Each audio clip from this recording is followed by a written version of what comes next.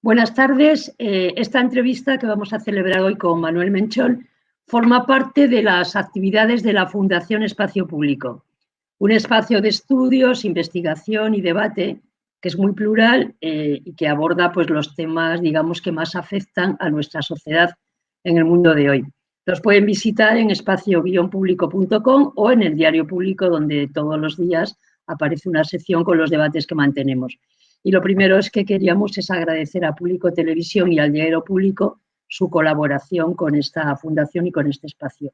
Y hoy nos alegra especialmente poder conversar con Manuel Menchón, director de la película Palabras para un fin del mundo.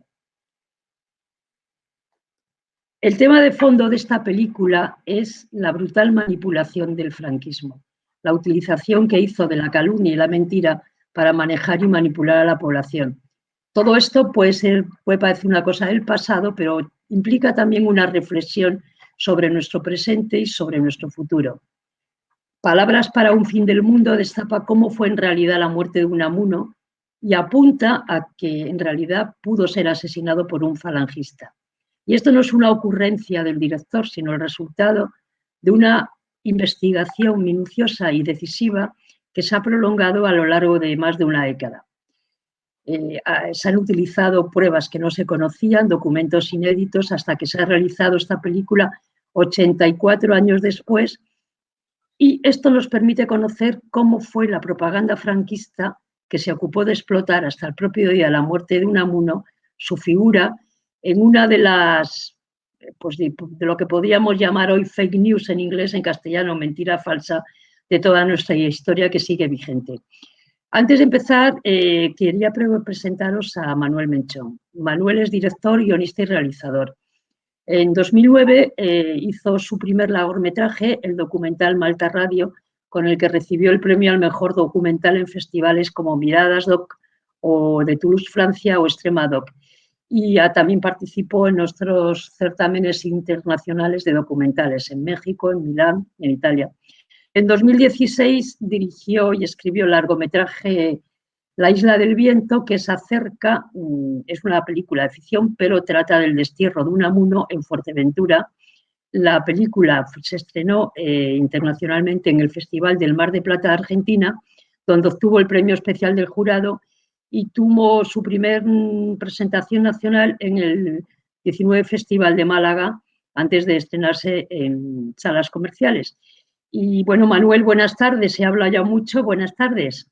Buenas tardes, Lourdes. Buenas tardes. A ver, empiezo a preguntarte. Vamos a ver, tú, como he dicho, hace 4 años hiciste la película La isla del viento, por cierto, maravillosa y con una interpretación de José Luis Gómez que se sale. Ahora presentas Palabras para un fin del mundo, en la que también es Unamuno el personaje central. Manuel, ¿de dónde te viene este interés por el personaje de Unamuno? Bueno, yo siempre digo a mis amigos que me gustan muchas cosas aparte de Unamuno. Es decir, no es particularmente alguien que me gusta, evidentemente, pero bueno, también me gusta Machado y me gusta escritores y pensadores de hoy en día. Pero sí es verdad que Unamuno es alguien muy complejo y que de algún modo, Lourdes, permite conocer un poco el alma de nuestro país o de nuestra nación, ¿no? Mejor dicho. Es alguien que a través de sus escritos permite conectar un montón de ideas que hoy en día siguen vigentes, y de hecho no es casual que el propio rey, la Casa Real, utilice continuamente argumentarios de Miguel de Unamuno, siendo Unamuno un republicano ferviente, o que el Partido Popular, incluso Vox o PSOE, se adueñen de sus ideas, porque es una persona que en realidad de lo que habla es del devenir de nuestro país, ¿no? Porque no ha cambiado tanto realmente. Sí, y pues mira, siguiendo con esto que estás diciendo, una de las escenas que aparecen en la película es la manifestación del 1 de mayo de 1931, en la que Unamuno aparece con Indalecio Prieto y Largo Caballero. Y a mí esto pues me ha hecho recordar o me ha hecho pensar o ver que hace unos días el Ayuntamiento de Madrid, con el Partido Popular, Vox y Ciudadanos, ha destruido la placa en honor de Largo Caballero que había en el barrio de Chamberí. Esto concuerda con lo que estás diciendo, ¿no es así, Manuel? O sea, con esta utilización de la figura de Unamuno. Totalmente. Es decir, por una parte, bueno, Lourdes, he de decir que hemos recopilado todas las filmaciones que hay de Unamuno, que se conservan de Miguel de Unamuno.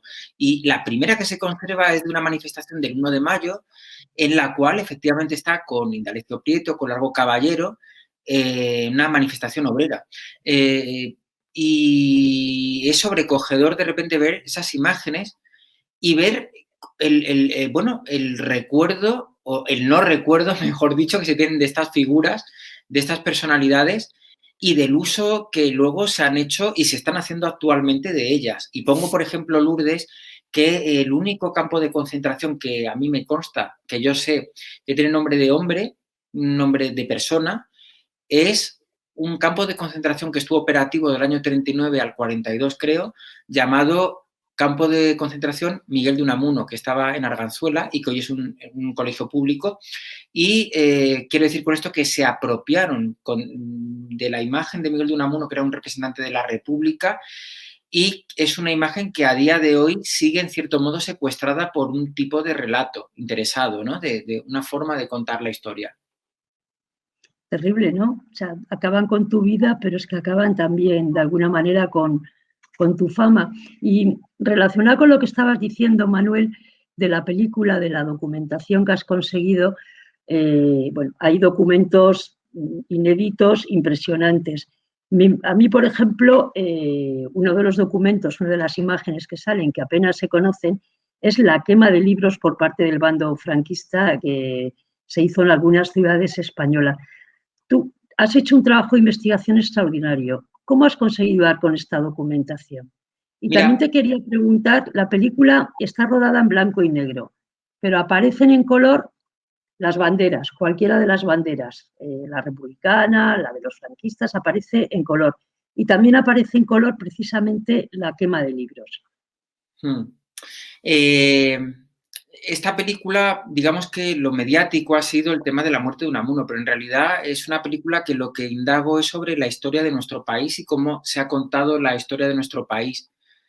Hay mucha documentación que se inédita no solo en torno a Unamuno, sino documentos y papeles y filmaciones que nunca se han visto. Por ejemplo, lo que tú dices de la quema de libros en la calle Libreros en Madrid no fue algo eventual, fue una práctica común, fue una tradición de los golpistas el que cuando llegaban a una ciudad nueva, como una especie de rito, llegaban, arramplaban, porque claro, el símbolo de la República era el tema de las bibliotecas públicas y la alfabetización de la gente. Entonces, una cosa a batir era el tema cultural y se hacían grandes hogueras a lo Nuremberg, pero claro, esa imagen se nos ha quitado de nuestra memoria, porque al finalizar la Segunda Guerra Mundial, al acabar el nazismo alemán y el fascismo italiano, digamos que el franquismo intenta desvincularse en medida de lo posible de todo aquello. Y una de las señas de identidad que tenían era la quema de libros. Curiosamente, en la Filmoteca Nacional arde al poco de terminar la Segunda Guerra Mundial y misteriosamente se prendió fuego a algunos documentos fílmicos, material fílmico, que mostraba esta vinculación tan estrecha entre el fascismo italiano y el nazismo alemán. Entonces hemos investigado, aparte de a nivel de archivos históricos, de papeles, legajos, documentos, también a nivel filmográfico con material inédito, no solo de quema de libros en España, sino, por ejemplo, anticipo al espectador que tenemos filmado y documentado con papeles cómo los golpistas, por ejemplo, extorsionaban a las familias, a la gente cuando llegaba a una ciudad y como hacía ETA, ponían un impuesto revolucionario que ellos llamaban donaciones patrióticas, que estabas obligado a pagar dinero, luego hacían publicidad y propaganda con ello y bueno, esto era una cosa común y que la gente desconoce y lo tenemos filmado y tenemos los documentos aparte. O sea que ha sido un trabajo tela marinera más allá de Unamuno de un poco entender cómo se hizo esa red de terror y de coacción social a toda la población española. Y luego, por otra parte, lo que dices de los colores en la película, Lourdes, hemos intentado estar al mismo nivel en cuanto a contenido y a forma y fondo. Es decir, que fuese lo más cinematográfico posible, que tuviese el lenguaje de película realmente. Entonces, hemos jugado mucho con el sonido, con el montaje y también con el color. El motivo por el cual aparecen solo las banderas y el fuego a color es porque, a modo de reflexión, yo hubo un día que pensaba que la gente que estaba viendo el material de archivo y la persona que yo estaba rodando, que es la chica que me ayudó a mí con la documentación, que se llama Elvia, que desde aquí le mando un saludo a Elvia, es una chica que ha estudiado documentación y fue mi ayudante para todo esto de papeles y documentos. Pues toda esa gente que había en el archivo fílmico estaba ya muerta. Y pasaría el tiempo y los siglos, y espero que muchos siglos, y el viaje también desaparecerá, pero las banderas y lo que representan esas ideas siguen vivas de algún modo. Y también el fuego, que es la destrucción de la cultura y la destrucción de las ideas, ya sea en la Edad Media, que bueno, se hacían, en fin, destrucción de libros. Lo mismo hacen, por ejemplo, pues eso, los terroristas islámicos cuando destrozan las esculturas estas budistas, algo que lo primero que sufre es la cultura. Como un dato curioso, la película termina, no es spoiler porque son los títulos de crédito, con el cielo de Salamanca, que es un fresco, una cúpula muy bonita que hay en la Universidad de Salamanca. Y este fresco está ahí adrede porque tiene que ver con el fuego y con la destrucción de la cultura. Este fresco fue el primer fresco que se hizo con motivo no religioso en España. Y estaba dentro de la Universidad de Salamanca y representaba la ciencia, era la astronomía, en aquella época la astrología, y lo pintaron. Y cuando la Iglesia ocupa la Universidad de Salamanca, mandan cercenar todos esos frescos y los tapan. Y fue hasta hace poco que quitaron eso y descubrieron el cielo de Salamanca, la pintura. Entonces funciona como metáfora de la destrucción de la cultura en aquella época, en el pasado también, y creo que hoy en día pasa algo parecido. La cultura es la gran afectada siempre de los totalitarismos, es así. Tiene un poquito, vamos, un poquito no, tiene mucho que ver con esa muera la inteligencia, ese grito tan atroz de Millán Astray, que también es uno de los personajes centrales de la película, y en contraposición con otra cosa que aparece también en la película, que es la donación de libros. O sea, cómo la República se preocupó muchísimo de que hubiera escuelas, de que la educación fuera pública y que pudiera tener acceso a ella pues las niñas y niños de toda España. Y bueno, y había regalos de libros. Y has dicho una cosa que quería antes de hacerte otra pregunta, que me ha gustado también, porque la película es un documental y en aquella época, bueno, los personajes son fundamentalmente masculinos, pero sí es verdad que la investigadora, que tiene un papel en la película con un hilo conductor, es una mujer joven, una científica, vamos, y eso creo que es una cosa muy interesante. Y relacionado con lo que decías, Manuel, de las donaciones, que es otra de las cosas que da escalofríos, esa escena donde se ve a la gente, a un escribano tomando nota y a la gente depositando dinero y depositando sus joyas, la medalla, el reloj, lo que tuviera, pues por miedo a represalias, en la lista que tenían de las donaciones hechas aparece un amuno. Aparece un amuno donando, pues me parece que en una ocasión 5.000 pesetas, en otra ocasión en la lista aparece con otra donación. Cuéntanos un poco esto.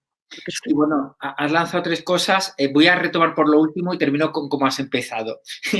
Te cuento, es verdad que, claro, se sabe que Unamuno donó 5.000 pesetas y es lo que ha trascendido. Lo que la gente no sabe es que eso era lo normal prácticamente, porque he recuperado cartas de extorsión a familias. Entonces, luego publicaban en listados enormes que parecían un poco los resultados del 10º de Navidad, a diario ponían todos los nombres de la gente que había dado el dinero. Se supone que donaciones, pero era mentira, era una extorsión en toda regla porque no admitía una segunda opción.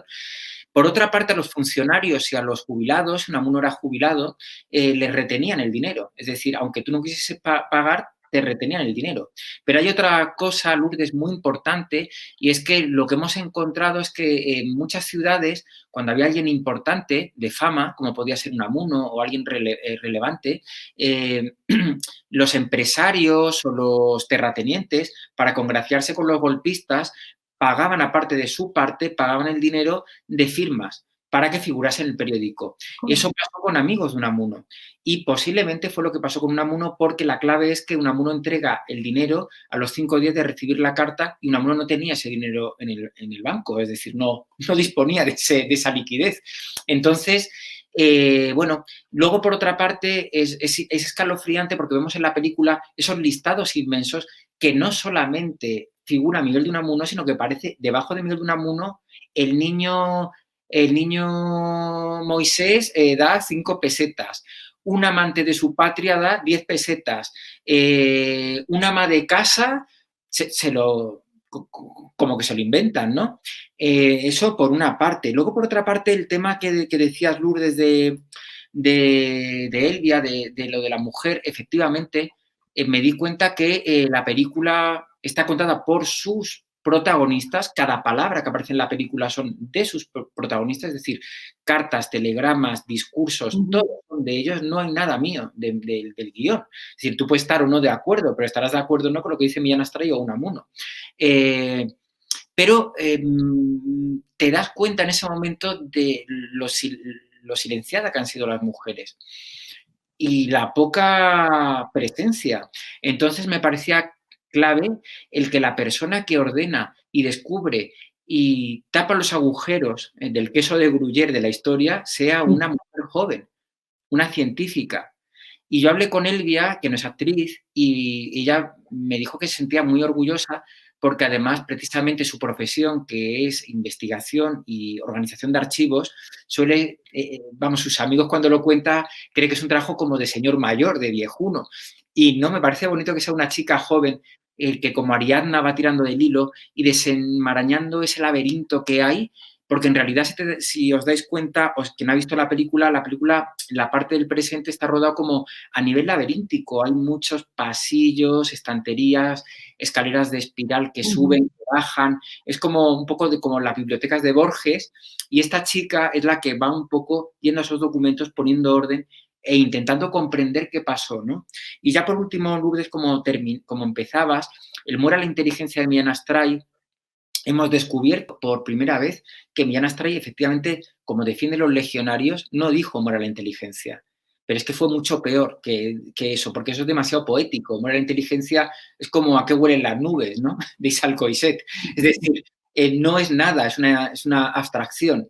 Millán Astray literalmente amenazó de muerte, bueno, dijo los catalanistas morirán, y tras hablar Unamuno dijo, y los profesores con teorías averiadas morirán también. Y eso lo dijo no en un lugar cualquiera, lo dijo en el claustro de la Universidad de Salamanca, en el Paraninfo, rodeado de catedráticos y tras Unamuno hablar. Por lo cual no es un muere a la inteligencia, es amenazar de muerte al profesorado allí presente y en particular a Miguel de Unamuno. Vamos a llegar ya al momento de la muerte de Unamuno, que es un poco la clave de todo, ¿no? Con los documentos que tú aportas en la película, se ve muy claro que la versión oficial que se ha dado de que fue una muerte repentina es una versión que flaquea por todas partes. En la versión de la película, uno cuando la ve, sacas la conclusión de que Bartolomé Aragón, un falangista, fue el que lo asesinó. Cuéntanos un poco, Manuel, cómo se produjo la muerte de Unamuno, o a qué apuntan las pruebas de los documentos de cómo se pudo producir la muerte de Unamuno por contra la versión oficial. Sí, Lourdes, como bien comentabas tú en la introducción de la película habla de la manipulación de la fake news y de la falsificación de la realidad, ¿no? Entonces, hay dos cosas capitales en la película que quedan claras. Una, el 12 de octubre sucedió y tenemos los documentos de lo que dijo Millán Astray y Unamuno. Segundo, y más importante, la versión oficial de la muerte de Unamuno es falsa. Es falsa, es decir, no es cierta. Y es sencillo, es decir, el relator de la historia de la muerte, la última persona que lo ve con vida y que habla por última vez con Miguel de Unamuno a solas con él, no es quien dice ser. Entonces, desde ese punto de vista, todo lo que él dice hay que ponerlo en tela de juicio. Es decir, el relator de la historia no es amigo de Unamuno, como se contaba, no es alumno de Unamuno, como se contaba, y más bien lo contrario, era una persona que no solo era falangista, sino que era requete aparte, y era una persona que, era el jefe de prensa y propaganda de Huelva. Y llama mucho la atención en el que la última persona que ve con vida a Miguel de Unamuno y que es preceptor y el que recoge las últimas palabras de Miguel de Unamuno, que es de prensa y propaganda, sea la persona que lo ve morir y que el cadáver de Miguel de Unamuno sea sacado y secuestrado de su casa en mitad del velatorio delante de la familia por 4 personas de prensa y propaganda. Y no olvidemos que prensa y propaganda estaba en manos de Millán Astray.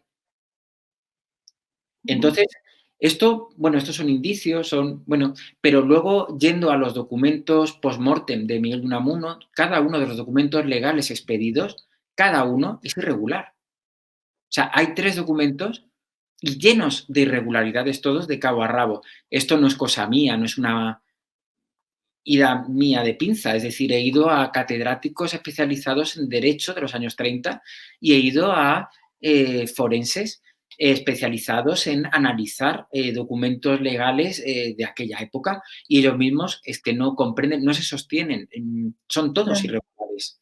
Y no hay irregularidades con fechas, o sea, con la hora de tal, con el orden en que son expedidos dichos documentos, con lo que ponen en los documentos. Vamos, es que ya acabando de hacer la película, el propio nieto de Unamuno, Miguel de Unamuno de Arraga, él mismo se sorprendió porque le di una reproducción del acta judicial de la muerte de su abuelo y él mismo se sorprendió porque es una tontería, pero para que nos hagamos cargo de la dimensión, es que están mal incluso los hijos que figuran en el acta de defunción del juez. Es que la persona, el testigo no es este tal Bartolomé Aragón, el testigo es alguien que nadie conoce. Nadie conoce al testigo. Terrible. El testigo, además, es la persona que lleva el acta médica. O sea, hay una importancia y es alguien del nivel de Unamuno. O sea, y se lo das a un cualquiera.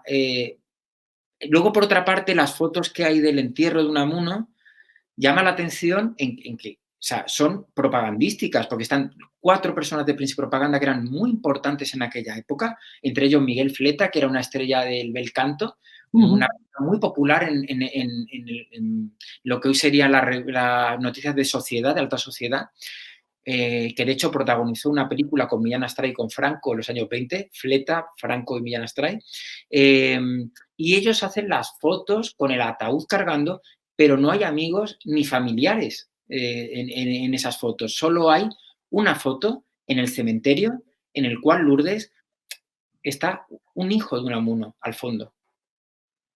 Solo un hijo. Y tenía familia numerosa y múltiples amigos. Entonces, como anécdota también decir que el funeral se celebra el 1 de enero del 37 a las 11 de la mañana y que el juez expide el certificado de que ha muerto Unamuno a las 10:50 de la mañana, 10 minutos antes de que empiecen los o sea, es todo increíble, realmente increíble. Y lo que es increíble, lo que a mí me da que pensar, Lourdes, es cómo ha pasado tanto tiempo sin que nadie ponga el foco aquí. Digamos que la polémica siempre estaba en torno al 12 de octubre, el enfrentamiento entre Unamuno y Millán Astray, qué podía haber pasado, y ahí se paraba el relato. Ya, pero yo creo que esto tiene que ver ya con la última pregunta que te voy a hacer, y es con el tema de lo que hoy se llaman fake news, que yo prefiero llamarle noticias falsas, es el nombre en castellano, y la película tiene un claro paralelismo con el presente, y a mí me aterra pensar las mentiras que ha habido a lo largo de la historia, que son muchas y en todas partes. Yo voy a mencionar un par, o sea, que recuerde ahora mismo las famosas armas de destrucción masiva en Irak, con el famoso trío de las Azores, que dio lugar a una guerra, que luego además eso era mentira, pero dio lugar a millones de muertos, pero hay muchas, pero por no alargarnos, a mí la que me parece más impresionante es cuando en 1933 el Parlamento alemán, el Reichstag, sufre un incendio. Entonces los jueces que eran proclives a un gobierno que era proclive en ese momento a Hitler, que aún no estaba en el poder, condenan a muerte y ejecutan a un chaval de 24 años, comunista, que era un obrero que estaba, bueno, le condenan a él, se hace un juicio. A partir de entonces, el Partido Comunista es ilegalizado. Bueno, los nazis ganan las elecciones, todo eso queda, lo conocemos en la historia, el Holocausto, todo lo que pasó, y en el año 1980 el Tribunal Supremo de Berlín declara, a petición de la familia de este chico comunista, declara inocente, dice que no ha habido pruebas para sentenciar lo que fue injusta la condena, y sin embargo que se aprecian muchos indicios de que fueron los propios nazis, incluido Goering, los que incendiaron el Reichstag. Quiero decir, estas mentiras tienen consecuencias que son graves, consecuencias que, bueno, manipulan a la gente, y me gustaría, para terminar, Manuel, que reflexionaras un poco sobre esto, porque estas mentiras se siguen produciendo hoy y además, en mi opinión, multiplicadas pues, porque los medios de comunicación, las redes sociales, permiten hoy una difusión mucho más rápida, más, no sé, bueno.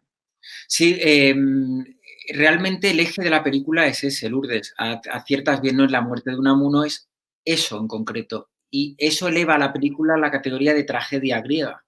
¿Por qué? Porque Unamuno es la primera persona en España en denunciar el tema de la manipulación propagandística. Bueno, tú decías que prefieres llamar noticias falsas a las fake news, es verdad, pero sí que ser riguroso sería filfa, la palabra española para decir fake news, sería la filfa, ¿no?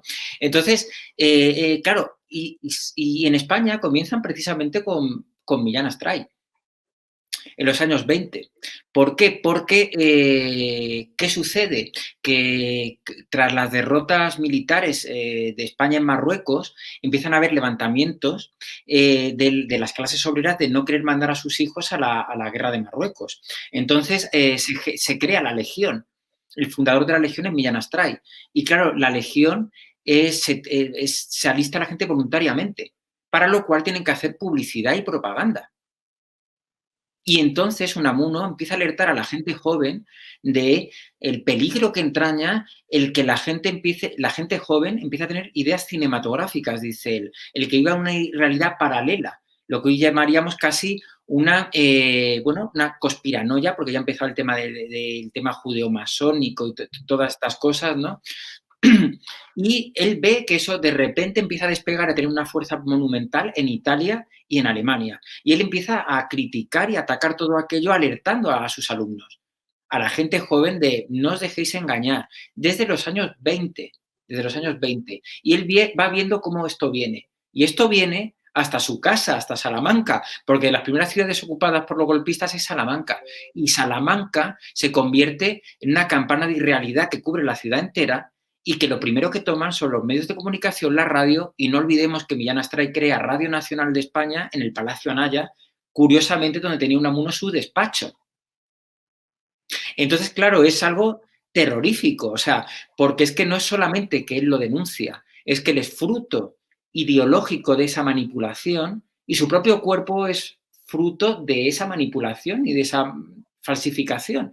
Y la cuestión es que eso ha durado hasta hoy en día. Y realmente, Lourdes, a mí lo que me da pena de todo esto es que, hilando el pasado con el presente, con esta manipulación que comentabas, es que la verdad es que envidio a los alemanes. Envidio mucho a los alemanes porque tras perder Hitler la guerra, pues se hace un trabajo en Alemania por parte de los aliados de memoria, de intentar reconocer qué ha pasado en el país. Y aquí hubo otros ganadores y aquí ese trabajo no se ha hecho. No se ha hecho y no es una cuestión ideológica esta. Es una cuestión de que si esto no se cura, las heridas se enquistarán más y más y eso produce mayor radicalidad. Y lo estamos viendo en Estados Unidos. En Estados Unidos no se ha resuelto el tema racial.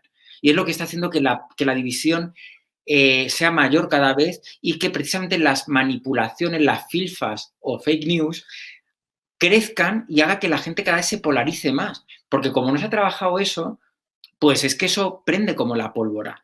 Entonces, es un deber democrático y aparcar la ideología e intentar tener sentido común y decir, a ver, señores, pasó esto, una dictadura de casi 40 años, sucedió todo esto y no puede ser que un cineasta como yo, de repente, saque una filmación de quema de libros y que yo no tenga ni idea de eso, ni que tenga ni idea del tema de las extorsiones que se hacían a familias como ETA lo hacía. Entonces, o el tema de Unamuno, es decir, si esto pasa con Unamuno, ¿qué no habrá pasado con, pues, con un señor normal y corriente, con nuestros propios abuelos? Es decir, creo que ha pasado demasiado tiempo y creo que por deber democrático tenemos que intentar hacer memoria e intentar investigar y averiguar qué pasó. Pues nada más, hasta aquí, Manuel, muchísimas gracias. Recomendar a todas las personas que vean esta película y a toda esta entrevista y a todas las personas, bueno, pues que quieran que vayan a ver la película. El 13 de noviembre está ya en todos los, vamos, está en cines, no se la pierdan. Yo creo que es un documento, Ignacio Ramonet dice que es la mejor película que se ha hecho sobre la guerra civil. Tienes muchísimas críticas favorables, pero yo creo que lo mejor es verla y convencerse. Nada más darles las gracias y animarles también a visitar Espacio Público y a participar en nuestros debates. Muchísimas gracias. Lourdes, antes de despedirme, dar las gracias también a Espacio Público, a ti personalmente, por todo, al equipo que está detrás de las cámaras. A Tania y a Álvaro. A Tania y Álvaro, efectivamente, y también un poco invitar a los espectadores que sigan las noticias en las redes sociales de la película para bueno, si les interesa, y el interés es que se abra un debate nacional, a ser posible, sobre lo que sabemos y no sabemos de nuestro pasado. Muy bien, muchísimas gracias. A vosotros.